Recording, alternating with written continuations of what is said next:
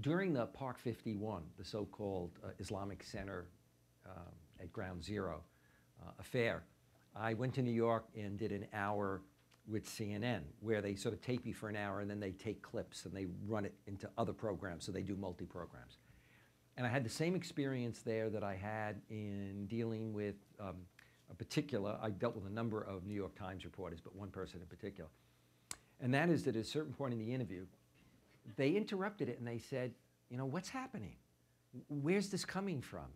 Because it wasn't just Park 51, but you remember you had like a tsunami wave of anti-Muslim rhetoric, vandalism, objections to mosques at that time across the country. And the reality of it is that if you were living in Europe, you would be aware of this phenomenon, what we call Islamophobia now. That from 1997 on, that word exists in Europe and is used in different parts of Europe. The reality of it is that if the media were doing its job, you would be aware of it in America, because Kofi Annan in 2004, when he was Secretary General of the United Nations, held an international conference on Islamophobia, in which he talked about the fact, in effect, that it was sad that one had to have a conference on this phenomenon, which now is out there and one needed to address. I wrote a book called The Islamic Threat, Myth, or Reality, and the second edition came out in 1999. And in that edition, it wasn't the whole purpose of the book, but I documented the phenomenon of Islamophobia in Europe and in America. I cited individuals, I cited their articles, I cited what they said. That was in 1999. And here it was, it took until 2010 before suddenly we're aware that this phenomenon exists. And the first and only publication to deal with it, major publication, was Time magazine, that then did a cover story called "Is America Islamophobic?" And if you actually read that story, while Time does a very good job of interviewing people and being objective, if you read the story, the conclusion you draw is there is a problem with Islamophobia, you know, in America. I would argue that what we saw with Park 51 is the tip of the iceberg. And I'll refer to some data, I think, that will feed that, as well as talk about some commentators and others who've dealt with this. We're passing through especially difficult times right now because the situation is complicated by the staggering economic crisis, by fears of continued terrorist attacks that have spawned a culture of hate, and I want to use that phrase, a culture of hate, that threatens the future of the American way of life and values. Before the congressional elections, on a Sunday talk show, you had a woman who's with I think it's the Financial Times of Britain and based in D.C., and she commented in terms of both the anti-immigrant, particularly the whole question at Arizona and its legislation, you know, with regard to illegal aliens, as well as then the Park 51, that she felt that what one was observing in America was this, you know, culture of hate. If you look at the rhetoric, et cetera, and you know that that issue's been raised again, whether rightly or wrongly, with regard to what happened in Tucson. But the fact is, even if it's wrongly with regard to Tucson, the fact that it is brought in as a possibility means we've had this phenomenon out there, you know, and we know it's out there. The legacy of 9/11 and the post 9/11 terrorist attacks have also been exploited by media commentators, by hardline Christian Zionist ministers, and I'll talk about some of them, and by political candidates whose fear-mongering targets Islam and Muslims.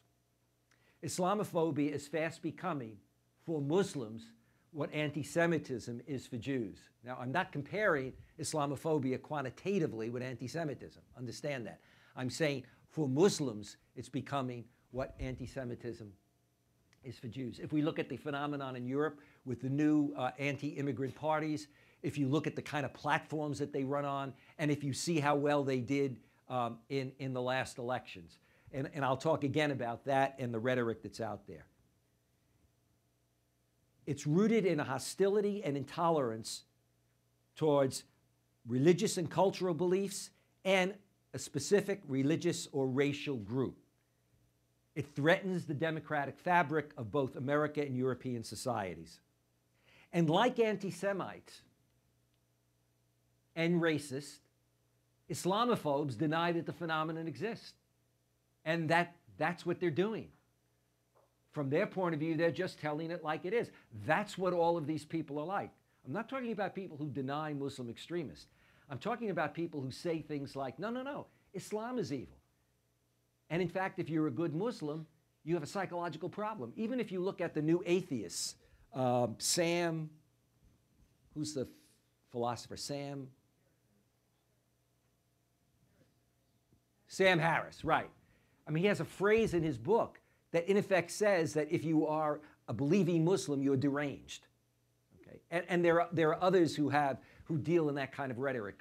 There's a group called ACT, and if you actually look at the founder and her statement, she will literally say that the enemy is any believing Muslim. Any Muslim who prays is dangerous to America. Okay. Despite their integration as American citizens, Muslim civil liberties, their rights and freedom of religion are often threatened amidst charges that mosques are monuments to terrorism. Remember that phrase was used at Park 51, but then it became a calling card across the country for a mosque in Tennessee or in Oklahoma, where suddenly it becomes a monument to terrorism. I mean, you know, you're removing it away, but the phrase caught on.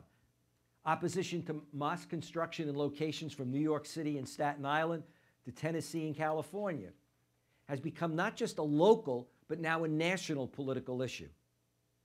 Across the U.S., a major debate has erupted over the building of Park 51. On June 22nd, the New York Post ran this editorial: "There's no denying the elephant in the room. Neither is there any rejoicing over the mosques, because where there are mosques, there are Muslims, and where there are Muslims, there are problems. Where there are synagogues, there are Jews, and where there are Jews, there are problems. Where there are African Americans, and where there are African Americans, there are problems." Of those three examples, two of them everyone knows now, including editors of newspapers, people with TV, that you just can't do that. Maybe you could do it 30 years ago, 40 years, you can't. But for one group, it's fair game.